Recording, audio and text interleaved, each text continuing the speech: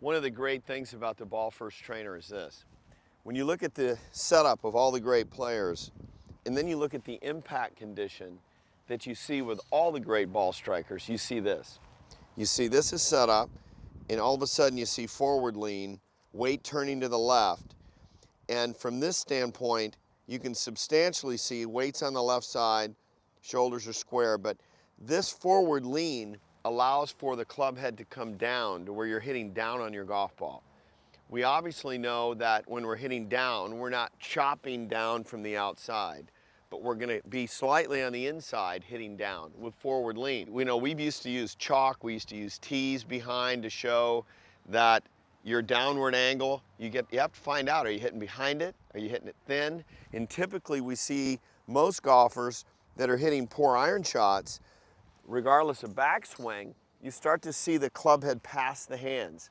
And when you see the club head pass the hands, the bottom of the arc is altered. And you can see that in this case, I would end up hitting the mat and then I'd be hitting the ball. So our goal when we use this is to do a couple things. One, obviously, is when you make a swing, you don't want to hit the mat. Number two, to be more specific, we have these different lines on the mat that really helps me to understand where I should put the ball and where I should put the club. So in this case, I'm going to start with a pitching wedge, and I'm going to put the golf ball on this larger line right here, and I'm going to put the club head directly behind that. I'm going to set up to it.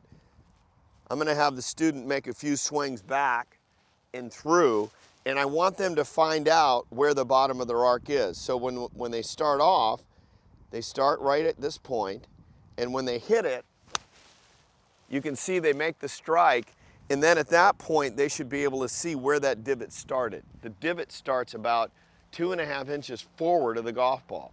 Now, why does that happen? Same thing. I don't want the club head to pass my hands. I want to feel like my hands are creating forward lean, and more important, even than that, is when I have forward lean in the shaft, I want to make sure my club face is square. All great players have that in common. They set up to it square, they go to impact, there's always forward lean in the shaft, the weight is always turning to the left. This really helps me to do it.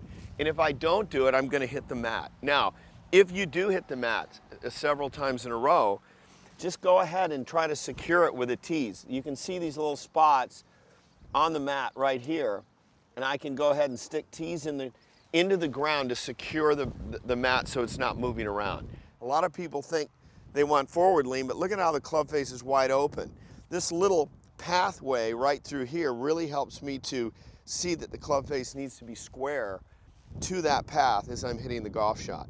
You'll also notice on the mat, and you can just sweep it off if you want, is you see these two lines that are directly behind where I'm taking the club back. Now, notice that they're on slight angles, and that's really helping me to see visually that the club head's traveling back slightly to the inside, going back, and coming down from the inside, coming down.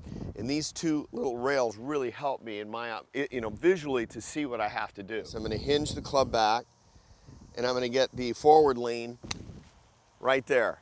Notice that the divot is starting on this line that was forward of my club head, and then the divot's moving forward from there.